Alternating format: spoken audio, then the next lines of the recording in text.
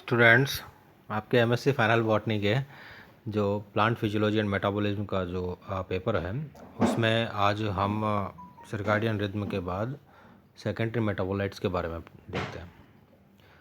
देखिए, secondary metabolites से देखने से पहले और इस plant metabolism in this screen you can see that light energy is to be converted into the sugar and sugar or starch by the process photosynthesis, as well as the oxygen and carbon dioxide is to be taken and uptaken and to be released during the process of photosynthesis and respiration.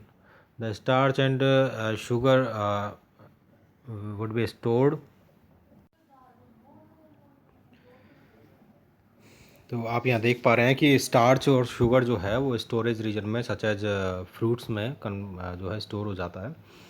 So these are the this slide shows showing the photosynthesis, respiration, leaf, water exchange and translocation of sugar in a plant.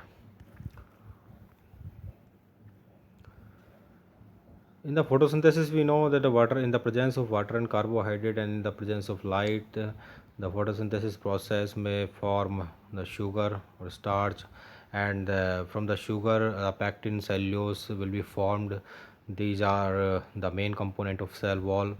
In the with the help of with combining soil minerals, sugar will form the lignins, fat, protein, pigments, hormones, vitamins, and alkaloids, tannin, and other protective substances, etc. These alkaloid tannins are the secondary metabolites we are going to discuss today. In the respiration, these all the sugar will be used to generate energy, and the carbon dioxide and the water would be regenerated. So this is the outline of plant metabolism. What are plant secondary metabolites? These are actually plants makes a variety of less widely distributed compounds such as morphine, caffeine, nicotine, menthol, and rubber. These compounds are the products of secondary metabolism, which is the metabolism of chemicals that occurs irregularly or rarely among plants and that have no known general metabolic role in plants.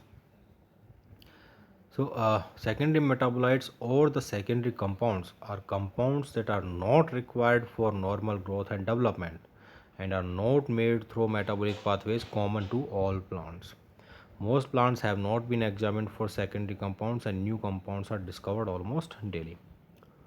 So, यहाँ पर बात यह है कि बहुत ही widely distributed compounds जैसे morphine, caffeine जिनकी हम बात करते हैं. कैफीन है तो वो कॉफ़ी में, चाय में, निकोटिन तंबाकू में, मॉर्फिन जो है अफीम वगैरह में, मैंथॉल एंड रबर जो है इनसे संबंधित पादपों में जो है विभिन्न प्रकार के ये जो कंपाउंड्स हैं वो पाए जाते हैं.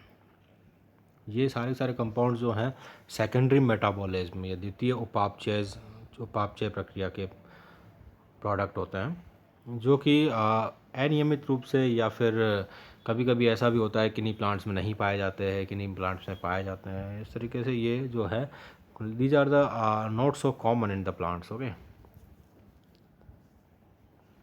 सेकेंडरी मेटाबोलाइट्स की कोई ज़रूरत भी नहीं होती है नॉर्मल वृद्धि तथा विकास प्रक्रिया में.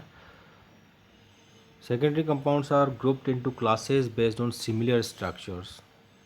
बायोसिंथेटिक पाथवेज, उनका जो निर्माण हो रहा है, जो निर्माण है उसके विभिन्न प्रकार के जो पाथवेज हैं उनके आधार पर, और the kinds of plants that make them, और प्लांट्स के ग्रुप्स के आधार पर उनको अलग अलग समूहों में विभाजित किया गया है. The largest such classes are the alkaloids, terpenoids and phenolics. तो these are the three most important classes, और द हम कहें कि लार्जेस्ट जो क्लासेज हैं वो हैं एल्कलॉइड्स की, टर्पनॉइड्स की एंड फिनोलिक्स की. These are the secondary metabolites. Secondary compounds often occur in combination with one or more sugars. These combination molecules are known as glycosides. Usually the sugar is a glucose, galactose or rhamnose, but some plants have unique sugars. Apoy sugar is unique to parsley and its close relatives. ये एक से ज़्यादा जो है शर्करा के साथ पाए जा सकते हैं. ये कॉम्बिनेशंस होते हैं और ये कॉम्बिनेशन ग्लाइकोसाइड्स कहलाते हैं जब ये शर्करा के साथ उपस्थित होते हैं. The most common role of secondary compounds in plants are ecological roles that governs interaction between plants and other organisms. Many secondary compounds are being colored pigments like anthocyanin that color flowers red and blue. These attract pollinators and fruit and seed dispersers.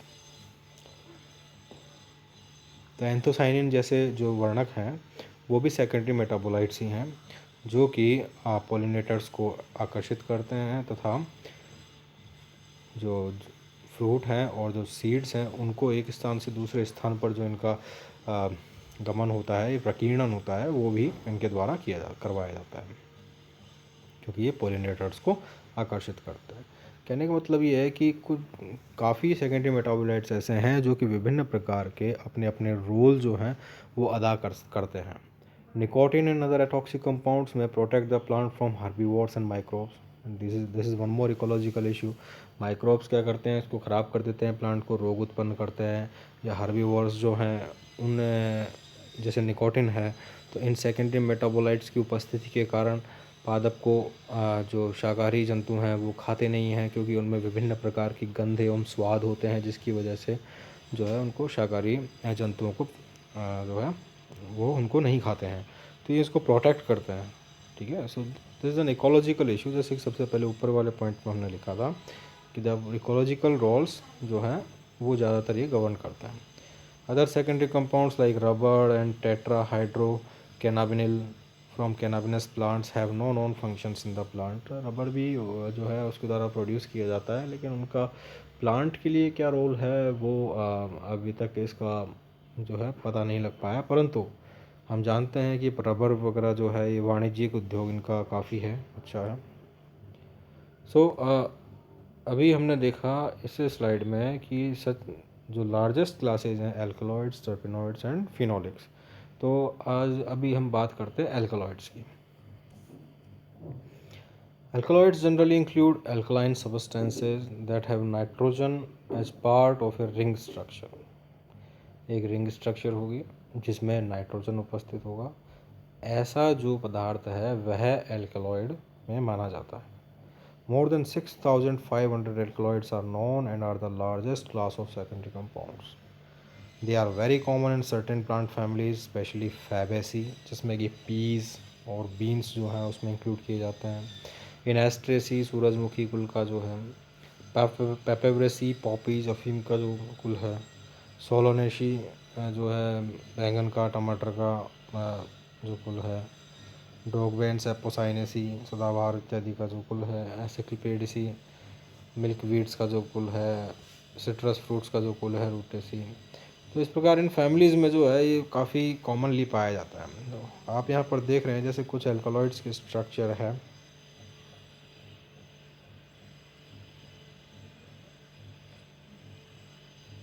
जैसे कि है कोनाइन। कोनाइन की अब structure में भी देखेंगे ये ring structure जिसमें नाइट्रोजन कंपाउंड है। ठीक है, स्ट्राइकनिन में भी आप देख रहे हैं नाइट्रोजन कंपाउंड है, टोमेटिन में भी नाइट्रोजन कंपाउंड है। एक्चुअली दीज आर जो रिंग स्ट्रक्चर्स हैं उनका जो है नाइट्रोजन कंपाउंड उपस्थित होता है। ये एल्कलॉइड्स के उदाहरण हैं। उदाहरण जैसे कि ट्यूबोक्रेरेन फ्रॉम कॉन्ड्रोडेंड्रोन टोमेंटोसम, इससे भी ये प्राप्त किया जाता है ट्यूबोक्रेरेन। अफीम की जो पॉपी है उसमें चीरा लगाकर जो प्राप्त किया जाता है उसको उससे विभिन्न प्रकार के मादक पदार्थ तैयार किए जाते हैं। उनमें से कोडीन एक है।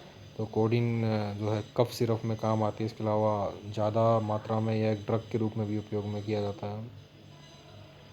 इसके स्ट्रक्चर आप देख पा रहे हैं सामने। बैलोडिना से प्राप्त होने वाला जो है एट्रोपिन, ये भी आप यहाँ देख पा रहे हैं। एट्रोपिन जो है विभिन्न रोगों में उत्पन्न प्रयोग किया जाता है। सिनकोना से किनिन प्राप्त किया जाता है। मलेरिया नामक रोग की भी इससे जो है औषधि प्राप्त की बनाई जाती है। तो ये सब एल्कलॉइड्स के उदाहरण थे जैसे कि क्विनिन है, एट्रोपिन है, कोडीन है, ट्यूबरक्यूरेनिन है। तो ये सभी एल्कलॉइड के उदाहरण हैं जिनमें एक्चुअली एल्कलॉइड क्या है कि ऐसे कोई भी एल्कलाइन सबस्टेंस है जिनमें की वलय संरचना में नाइट्रोजन उपस्थित होता है। वे एल्कलॉइड कहलाता है।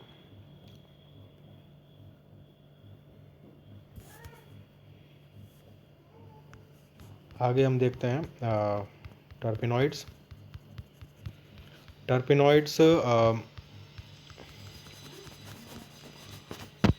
जो दूसरी क्लास है, पहले एल्कलॉइड था, फिर टर्पेनॉइड और फिर फिनोलिक्स। तो पहले टर्पेनॉइड्स में हम देखते हैं कि यहाँ पर टर्पेनॉइड्स की संरचना की बात करें तो these are the dimers and polymers of 5 carbon precursors called isoprene units. Isoprene units C5H8 का। तो टर्पेनॉइड्स ये डाइमर्स हैं जो कि 5 कार्बन जो पूर्वगामी पदार्थ है जिसको आइसोप्रीन यूनिट कहते हैं, उनके बहुलक होते हैं। जबकि एल्कलॉइड क्या था? रिंग स्ट्रक्चर जिसमें नाइट्रोजन उपस्थित हो। Terpenoids often evaporate from plants and contribute to the haze we see on hot sunny days. तो ये हेज भी जो है उत्पन्न करने में सक्षम होते हैं। These are expensive to make, they often take 2% of the carbon fix in photosynthesis, carbon that could otherwise be used for sugars.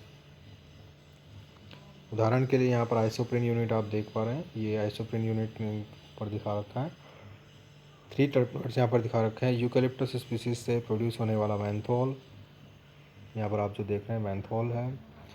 Purple फॉक्सल of digitalis purpurea से डिजिटेलिन की संरचना, ये लॉन्ग संरचना आप देख रहे हैं सीढ़ी नुमा।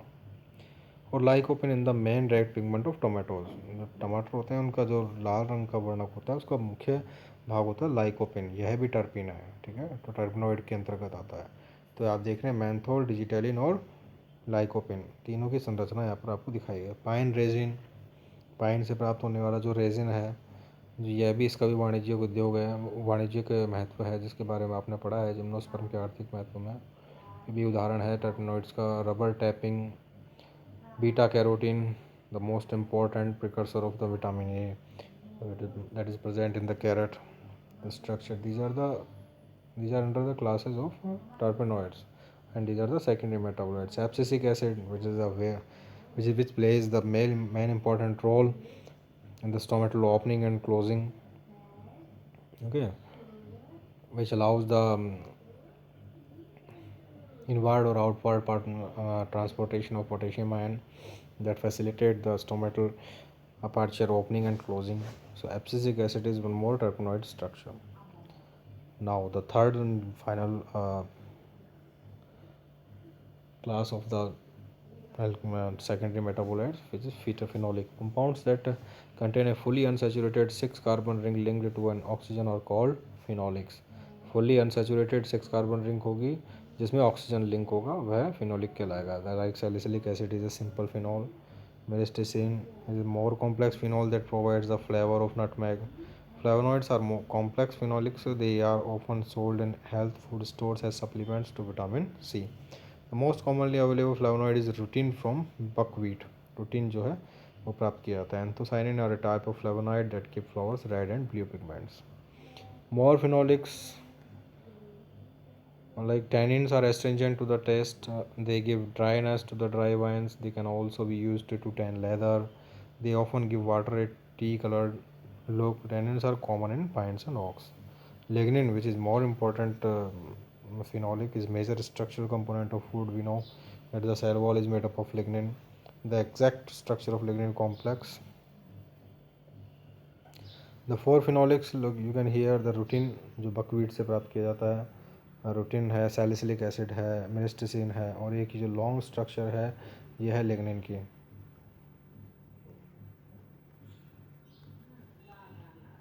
मिरिस्टिसिन फ्रॉम नटमैग, ये भी आप देख पा रहे हैं। एंथोसाइनिन की स्ट्रक्चर जो है,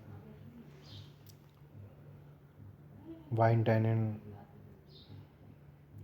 Other minor secondary metabolites such as mustard oil, glycosides are nitrogen sulfur containing compounds that occur in cabbage, broccoli, horseradish, watercress, and other members of mustard family. They give the group its characteristic taste and odor. Cyanogenic glycosides occur in several families of plants but are especially common in Rosaceae and Fabaceae. They are sugar-containing compounds that release cyanide gas when hydrolyzed. Cardiac glucosides affect vertebrate heart rate, especially common in milkweeds, acidicaceae. The parsley carrot family Apiaceae is noted for having aromatic and poisonous 17 carbon polyacetylens, though a few species have alkaloids like conium. With mustard oil, you can see here cyanogenic glycosides, cardiac glycosides from common milkweed and purple foxglove, polyacetylens from Apiaceae family, polyacetylens. So this is all about the second brief introduction to secondary metabolites.